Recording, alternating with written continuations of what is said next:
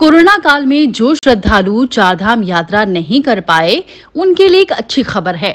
हरिद्वार कुंभ में 25 अप्रैल को उत्तराखंड के कई जिलों से आई भव्य देव डोलियों के स्वागत और दर्शनों का लाभ मिलेगा। ये देव डोलियां 25 अप्रैल को कुंभ में स्नान करेंगी।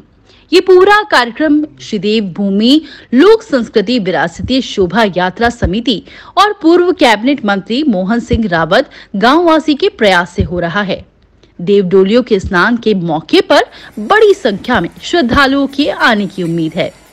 इस पूरे कार्यक्रम को विस्तार से बता रहे हैं स्वामी प्रकाशानंद जी। उत्तराखंड की जो भी देव डोली हैं, जो हमारे यहाँ के देवता हैं, पूरे कुमाऊं, हिमाचल, उत्तराखंड और जहाँ भी देवी देवताओं का वास है और उनके जो भी निशान हैं, डोलियां हैं, उन डोलियों को एक आयोजन के रूप में यहाँ पर हरिद्वार में कुंभ के दौरान ये किया जा रहा है। और इससे पहले भी 2010 में हुआ था ये कार्यक्रम। और हमारे मोहन सिंह गांववासी जी हैं, भूतपूर्व कैबिनेट मंत्री रहे हैं और काफ़ी ही आध्यात्मिक और धार्मिक श्रद्धालु व्यक्ति हैं, देव पुरुष हैं। अगर देखा जाए उनका चरित्र तो वो देवता के समान ही हैं, नर रूप में देवता हैं। तो वो इस आयोजन को जो है समय समय पर करते हैं। इसके साथ में काफ़ी लोग जुड़े हुए हैं इस समिति में, जो भी हम लोगों की गोष्ठी है, और सबके सहयोग से और सरकार के सहयोग से भी इस कार्य को जो है कुंभ के दौरान करते हैं। और इसमें 23 तारीख को डोलियां जितनी भी हैं वो सब ऋषिकेश में इकट्ठी होंगी त्रिवेणी घाट पे। और उसके बाद में फिर 24 तारीख को अपने सतपाल जी महाराज के प्रेमनगर आश्रम में यहाँ पर सब लोग इकट्ठे होकर के, और 25 तारीख को फिर सुबह 5 बजे से 8 बजे तक गंगा स्नान करके, और उसके बाद फिर पंचदीप में इसका जो भी है भव्य समारोह होगा। उसमें मुख्यमंत्री भी आ सकते हैं और जो भी यहाँ के अपने प्रतिष्ठित लोग हैं और जो भी आना चाहे वो आ सकता है और इस कार्यक्रम को देख सकता है। और जितने भी देवी देवता आए हैं, निशान हैं, करीबन 300-400 तो डोलियां हैं। और साथ में जो उनके निशान होते हैं, कोई त्रिशूल है, किसी की तलवार है, किसी का भाला है, या जो भी देवताओं के निशान हैं, यंत्र हैं, वो यहाँ पर सब इकट्ठे होकर के लगभग मान के चलो 6-7 हजार व्यक्ति पब्लिक आने की पूरी संभावना है। और जिसमें 300 डोलियां हैं और लगभग 300-400 निशान हैं। और इस तरीके से जो है इस कार्यक्रम का आयोजन किया जा रहा है। इसमें देव डोली यात्रा के नाम से इस कार्यक्रम का नाम है, इस आयोजन का नाम रखा गया है। अब इसमें सर्वश्री हमारे मोहन सिंह गांववासी जी वो इसके प्रधान हैं और उन्हीं के निर्देशन में ये सब कार्य हो रहा है। हम अपने दर्शकों को बता दें कि देव डोलियों के स्नान से पहले हरिद्वार के प्रेमनगर आश्रम में श्री देव भूमि लोक संस्कृति विरासतीय शोभा यात्रा समिति ने 19 मार्च को बद्रीनाथ जी और श्री वीर हनुमान जी की पवित्र धर्म ध्वजा की स्थापना की थी। इस धार्मिक आयोजन के मुख्य यजमान प्रदेश के पर्यटन मंत्री सतपाल महाराज और उनकी धर्मपत्नी अमृता रावत थी।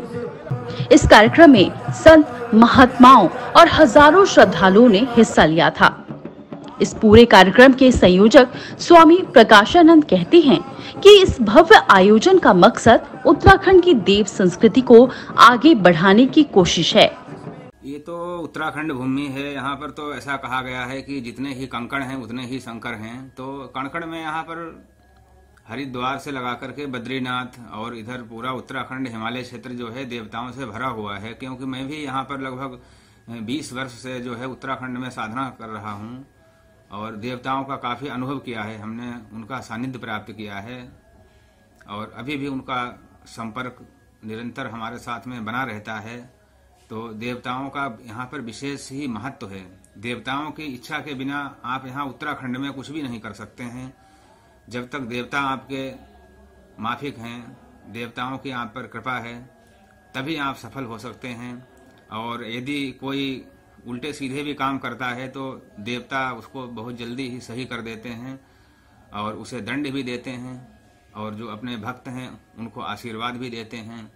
तो इसीलिए देवभूमि कही गई है। यहाँ पर देवताओं का शासन चलता है, जैसे सरकार चलाती है शासन, इसी तरीके से देवभूमि में ये देवताओं का एक तरीके से यहाँ पर शासन है, उनकी सत्ता है। भगवान नारायण हैं, बद्रीनाथ हैं, केदारनाथ हैं, माता गंगा हैं, यमुना हैं, और कई ऋषि मुनियों ने यहाँ पे तपस्या की है और आज भी साधना कर रहे हैं व्यक्ति।